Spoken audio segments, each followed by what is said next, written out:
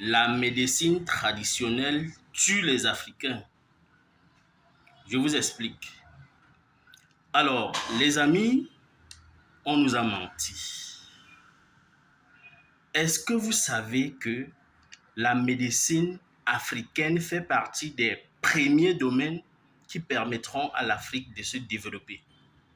Vous ne pouvez rien développer si votre santé se retrouve dans les mains d'une autre personne. Vous ne pouvez rien faire si vous n'avez pas l'autonomie de votre santé. La médecine traditionnelle sauve 80% des Africains. Et là, c'est même parce qu'elle est encore informelle. Si elle était développée, elle pourrait sauver même 95% des Africains. Et là, je vais m'adresser à tous les acteurs de ce domaine. Vous qui êtes naturopathe, phytothérapeute, tradithérapeute, spiritualiste, herboriste, s'il vous plaît, venez. Asseyez-vous au premier banc. Est-ce que vous avez une idée de la responsabilité que vous avez? Est-ce que vous savez que la vie des Africains se retrouve entre vos mains? Si je pose cette question, c'est parce que je suis choqué par un certain nombre de comportements de votre part.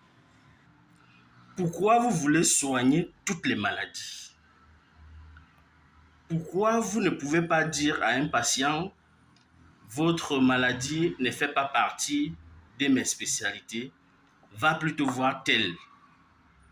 Pourquoi vous ne pouvez pas vous spécialiser sur une, deux, trois, quatre, voire six, cinq maladies? Pourquoi? Pourquoi vous voyez une personne en train de souffrir? Vous prenez son argent, pourtant vous savez que votre produit ne peut pas l'aider. Pourquoi?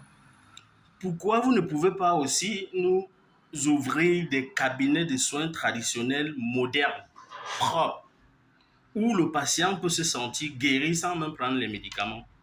Pourquoi on doit toujours traverser les marécages pour arriver là où vous soignez les patients?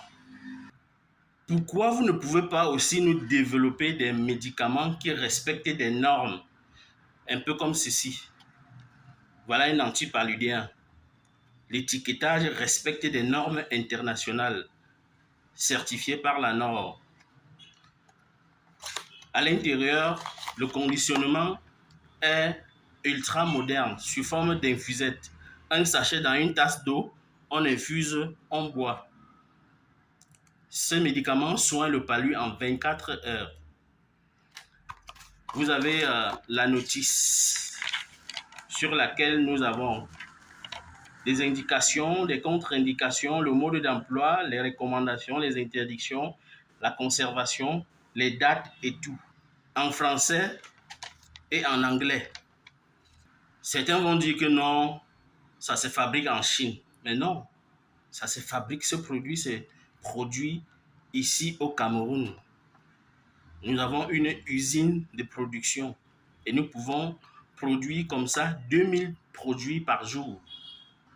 Ce médicament se vend en pharmacie et est exporté dans presque tous les pays. Vous avez par exemple une formule qui soigne correctement le mal d'estomac. Je prends cet exemple. Vous êtes dans un village, presque tout le monde vous connaît là-bas. Dès que quelqu'un a le mal d'estomac, on lui dit « va voir papa tel ». Vous partez, il vous donne le remède, vous avez la satisfaction. Votre médicament est connu seulement au village ou bien seulement dans votre quartier. Pourquoi vous vous contentez juste du peu pour nourrir votre famille? Pourquoi vous ne pensez pas grand? Est-ce que vous savez que ce médicament qui est apprécié dans votre village peut être vendu dans le monde entier? Ça peut créer des emplois, ça crée des richesses, ça peut faire de vous un grand contribuable pour votre pays. Pourquoi vous voulez rester au petit niveau? Pourquoi vous n'avez pas la vision grandiose?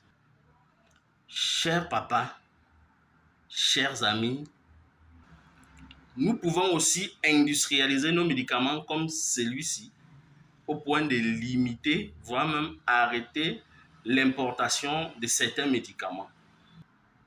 Au point même d'exporter aussi en Europe, en Asie, aux États-Unis, partout dans le monde. Nous pouvons aussi. Nous avons toutes les ressources nécessaires pour cela. Vous allez me dire, non, nous n'avons pas d'accompagnement de l'État. Oui, je suis d'accord avec vous. Nous n'avons pas l'accompagnement de l'État. Mais est-ce que lorsque ton papa t'abandonne, tu t'abandonnes aussi?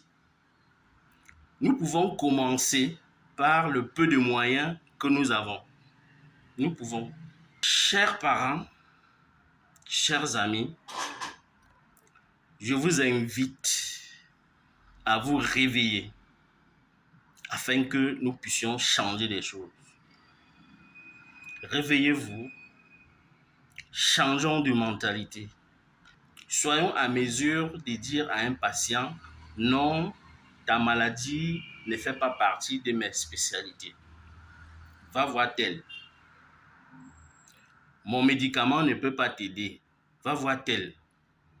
Améliorons les conditions dans lesquelles nous soignons les patients. Pensons grand. Réfléchissons comment notre médicament ne soit plus consommé dans notre quartier, dans notre village. Mais comment est-ce que notre médicament peut être consommé dans d'autres pays? C'est ce qu'il nous faut.